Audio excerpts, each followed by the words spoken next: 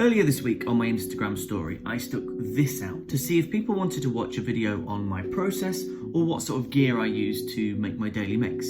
It came back about 50-50, meaning I should probably do one on each, and I wanted to crack on with the process one first. And then it hit me.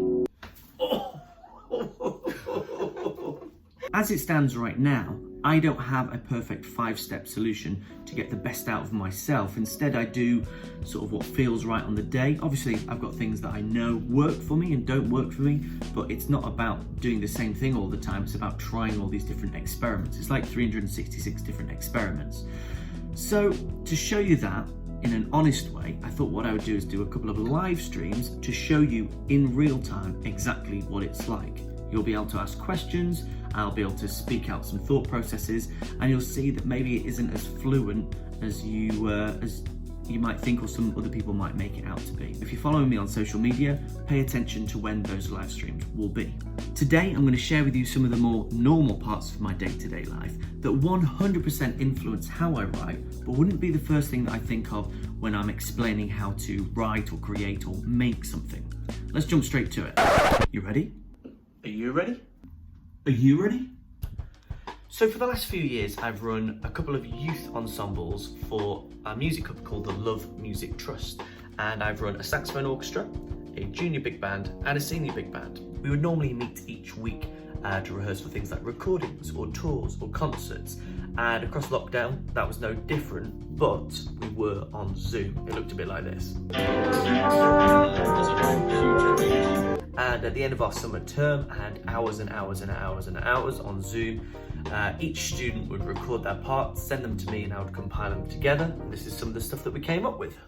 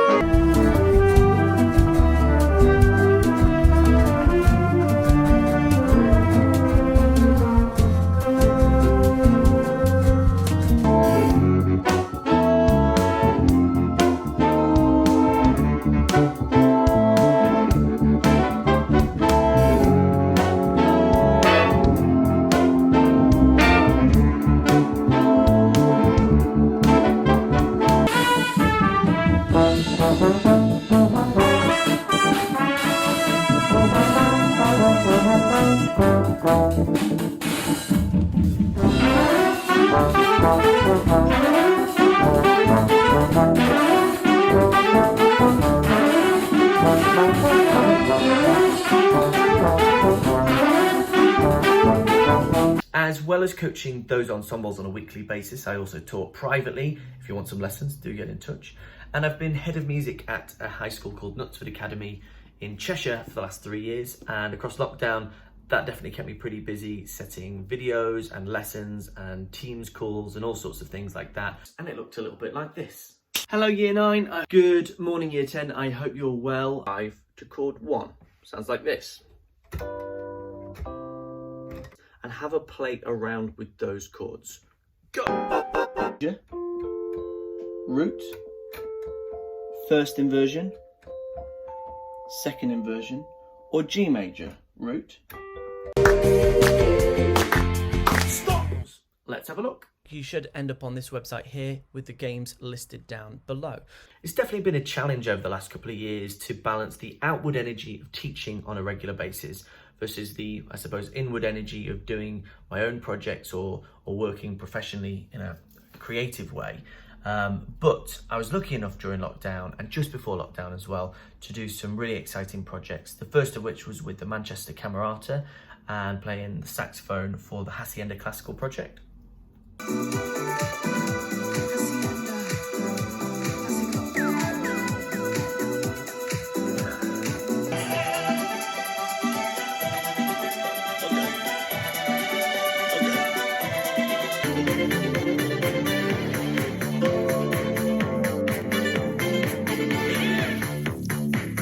And also playing sax for the Cold As You Like big band, which Just Before You Panic was recorded just before lockdown. But we had time against us and miles between us. The heavens cried, I know I left you speechless. And now the sky has cleared and it's blue, and I see my future in you. I'll be waiting for you when you're ready to let me again. I put my hands up, I'll do everything different. I'll be better than you. I'll be waiting for you when you're ready to let me again. I put my hands up, I'll be somebody different. I'll be better. Time against us, miles between us. The heavens cry, I know I left you speechless. One of the most refreshing parts to my week is when I get to coach the Lions Youth Brass Band Beginner Band, which consists of students between the ages of about 5 and 11, and the pure innocence and hunger and excitement to learn just music without any preconceptions is just really refreshing, because yeah, I definitely teach them about the brass band world and all of the key things that they need to be able to play their instruments. But at the same time, I can teach them about improvising and composing and listening and just experiencing music on a really human level. And just the innocence and pure hunger that they bring is just so brilliant. We also were meeting over Zoom on a regular basis and stuck some pieces together, and this is what they came up with.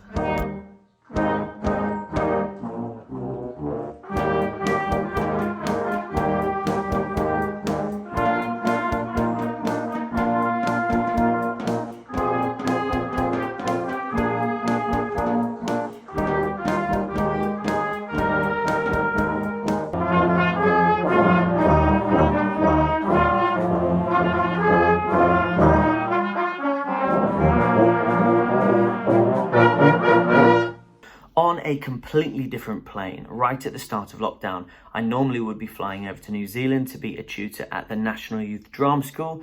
Obviously, that couldn't happen this year. However, lots of things were taken to the online platform. I was able to do a Q&A and a conversation with a tutor that I worked with last year called Patrick Davies, talking about our course, which is called The Theatre of Disturbance at the moment, which is a course that looks at devising and composing theatre in its truest form and all of the building blocks that goes into collaborating and devising.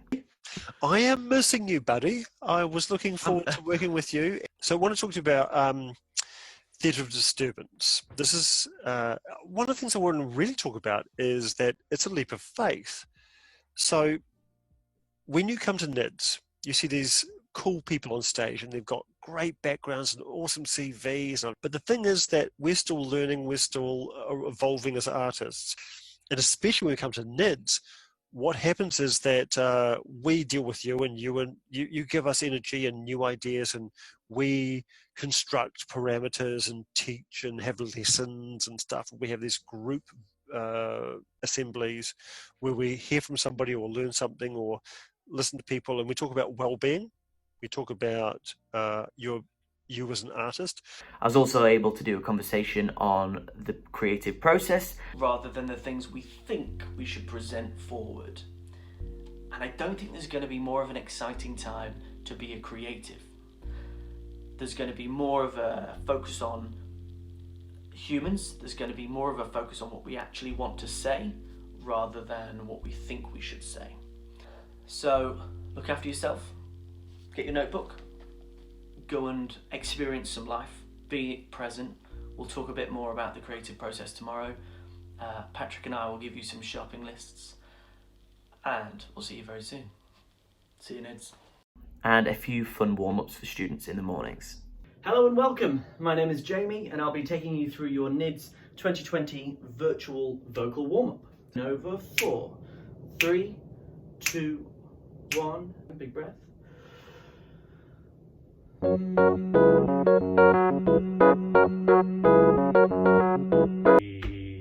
5, 4, 4, and again. 3, breathe. Bogabilla, bidgy danger, bogabilla, bidgy. So why am I showing you all this stuff?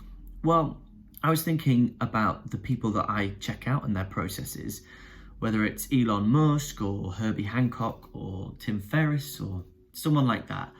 And there's often something that is overlooked, whether it's who they interact with on a regular basis or the boundaries that they have to work within, that for me just explains everything about why they are the way they are or why they create the stuff they create. And quite simply put, I wouldn't be writing the stuff today that I am without the things that I have been doing on a regular basis. It's what conditions you, right?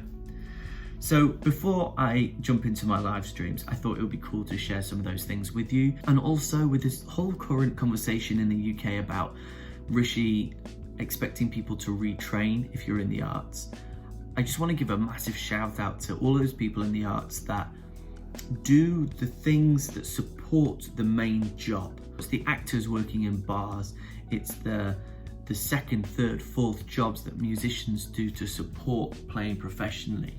It's all of those things that get overlooked, and quite often people hide them away in their lives. But if you flip it around and you celebrate that, quite often you just become more comfortable with who you are. Also, the other day my dad threw me a book by Richard Feynman, and he's arguably one of the best physicists or best physics communicators to the rest of the world, especially physics mortals, that's ever lived. He's done so many different things, from being a percussionist at Mardi Gras to working on the atomic bomb to cracking safes in his spare time. And there's one particular bit in the book that talks about his relationship between his life as a physicist and teaching. And I suppose what he says is that you need something in your life that you naturally would find either boring or restricted or slightly uncomfortable, so that when you come to doing the things that you enjoy, whether it's theorizing physics or writing music or being creative in some way, that you don't only appreciate it more, but you've got and gained a new perspective. And that might just be one question that a student throws up in a class at you that you've never thought about or you think is common knowledge, and then it makes you rethink everything. Anyway, go and check out Richard Feynman. He's one hell of a dude. That's about it. Thank you very much. If you're still watching, I really do appreciate it. Please like, share, subscribe. And if you're wanting to check out some of these YouTube lives, I'll be posting as and when on social media like Instagram or Twitter. So go and check me out on there. And I hope you have a good week. See you soon.